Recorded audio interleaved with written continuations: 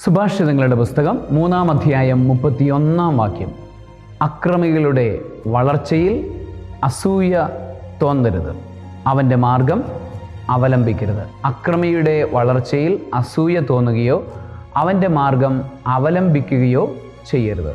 നമ്മൾ സമൂഹത്തിൽ ചുറ്റുപാട് നോക്കുമ്പോൾ അക്രമത്തിലും വഞ്ചനയിലും ദുഷ്ടതയിലും കഴിയുന്നവർ വളർച്ച പ്രാപിക്കുന്നത് നമുക്ക് കാണാനായിട്ട് സാധിക്കും. പക്ഷേ അത് താൽക്കാലികമായ വളർച്ച മാത്രമാണ് എന്ന് മനസ്സിലാക്കിക്കൊണ്ട് അവരിൽ നോക്കാനോ അവരോട് അസൂയപ്പെടാനോ നിൽക്കാതെ ദൈവത്തിലേക്ക് നമ്മളുടെ മുഖം തിരിച്ചു പിടിക്കുവാനും അവിടുത്തെ വചനങ്ങൾ നിരന്തരം കേൾക്കുവാനും അവിടുത്തോട് പ്രാർത്ഥനയിലായിരിക്കുവാനും നമുക്ക് ശ്രമിക്കാം. സർവശക്തനായ ദൈവം, പിതാവും പുത്രനും പരിശുദ്ധാത്മാവും നിങ്ങളെല്ലാവരെയും സർവശക്തനിലേക്ക് തിരിയുവാൻ അനുഗ്രഹിക്കുമാറാകട്ടെ.